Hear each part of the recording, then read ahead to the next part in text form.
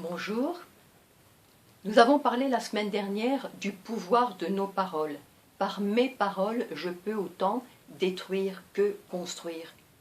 D'ailleurs, c'est ce que nous dit la Torah. La vie et la mort sont au pouvoir de la langue, de ma langue, de mes paroles. J'avais été très frappée il y a quelques années par des expériences scientifiques qui avaient été faites par le professeur Emoto Masaru avec ses étudiants. C'était des expériences faites sur des molécules d'eau et on avait prononcé des paroles positives et des paroles de bénédiction à côté de l'eau ou alors des paroles négatives.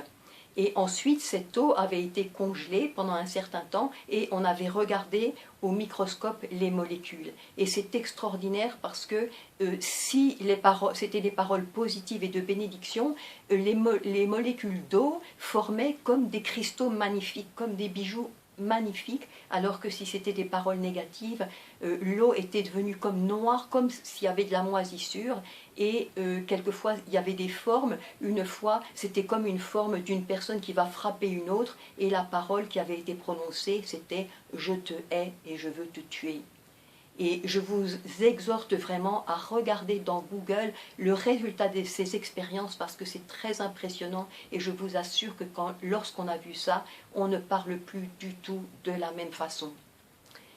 Il y a beaucoup d'autres expériences qui ont été faites aussi sur le pouvoir de nos paroles, par exemple sur des graines et des paroles positives à côté de graines ou des paroles négatives, et soit des paroles positives, la graine avait germé et avait formé une plante, avait poussé, alors que si c'était les paroles négatives, de la même façon la graine n'avait pas poussé et avait pourri.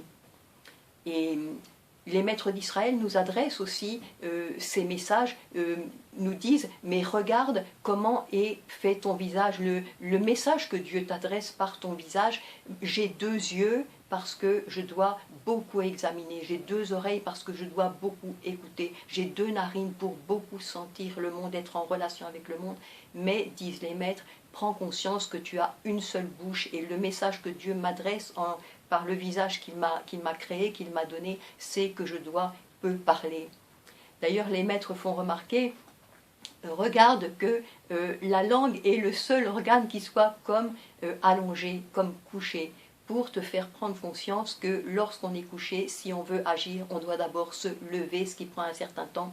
Et de la même façon, prends conscience que si tu veux parler, eh bien, il faut un temps de recul. Comme on dit en français, tourner cette fois sa langue dans sa bouche. Et d'ailleurs, disent les maîtres, regarde, considère que devant la langue, tu as deux barrières, la barrière des dents et la barrière des lèvres, et qui nous adressent le même message. Réfléchis beaucoup avant de parler, prends conscience de l'impact de ce que tu vas dire.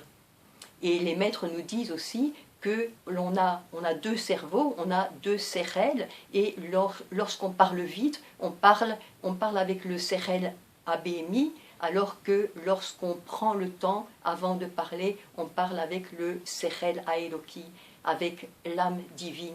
Et à ce moment-là, on est capable d'adresser une parole positive, d'exhorter et d'adresser une parole de Torah, quelque chose qui donne la vie et qui construise. Et d'ailleurs, la Torah nous dit aussi, dans la paracha Tazria, il nous est montré le Metzora, c'est celui qui est malade, mais sa maladie a une cause spirituelle. Il est malade parce qu'il a dit des paroles qui n'étaient pas bonnes. Et Dieu nous adresse tous ces messages par la forme de notre visage ou par cette paracha avec cette maladie. Prends conscience du pouvoir de tes paroles et fais attention. Et au début de cette nouvelle semaine, eh bien, que nous prenions conscience de notre pouvoir, du pouvoir de nos paroles, et que durant toute cette semaine, au lieu de parler trop vite, de risquer de blesser, de détruire, de décourager, et bien que nous prenions un temps de recul avant de parler, et que lorsque nous adressons une parole, ce soit toujours pour exhorter les autres, pour édifier et pour construire. Que Dieu vous bénisse et qu'il bénisse vos paroles durant cette semaine et toutes les personnes à qui vous vous adresserez.